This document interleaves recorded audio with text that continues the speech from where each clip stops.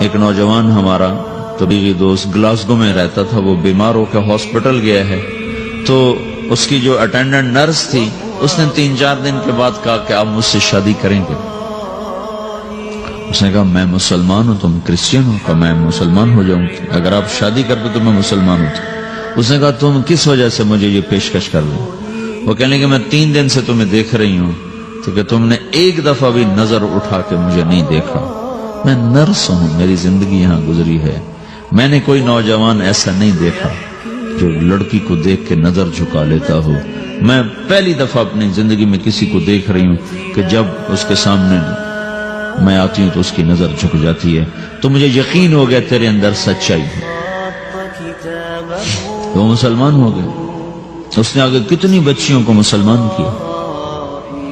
پھر اشفاق احمد صاحب مرحوم تھے، یہ ڈرامہ رائٹر، ان سے اچھی سلام دعا تھی میری، تو ایک دن مجھ سے کہنے لگے کہ میں تبلیغ کے کام سے متاثر ہوا ہوں انگلینڈ جا کر، پاکستان میں نہیں انگلینڈ جا کر، تو میں ایڈنبرا میں پارک میں بیٹھا تھا، میری بیوی میرے ساتھ بیٹھی تھی، تو ایک جماعت آئی، انہوں نے آ کر اذان دی مغرب کی اور نماز پڑھی۔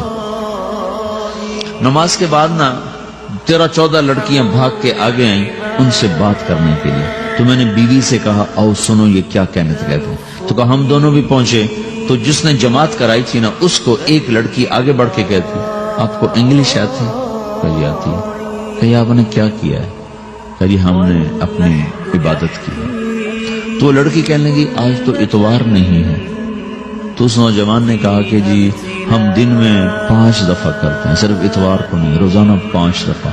وہ لڑکی کہنے لگی یہ تو بہت زیادہ ہے، آپ اس کو کیسے نبھاتے ہیں؟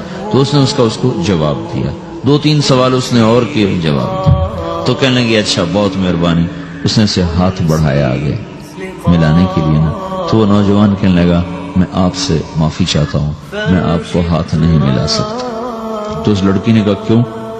کہ یہ ہاتھ میری بیوی کی امانت ہے اور کسی کو نہیں لگ سکتا۔ تو لڑکی کھڑی تھی، وہ زمین پہ گر گئی، صرف اس بہت وہ زمین پہ گر گئی، کھڑے کھڑے وہ زمین پہ گر گئی، اور وہ بچوں کی طرح رونے لگی پھوٹ پھوٹ کے، اور کہنے لگی وہ لڑکی کتنی خوش قسمت ہے جس کے تم خامد ہو، کاش یورپ کے مرد بھی ایسے ہی ہوتے۔ اشفاق صاحب مرحوم کہنے لگے میں نے اپنی بیوی سے کہا بانو آج وہ تبلیغ ہوئی ہے کہ لاکھوں کتابیں بھی چھپ جاتی، وہ کام نہ ہوتا جو یہ نوجوان اپنے عمل سے کر لیا۔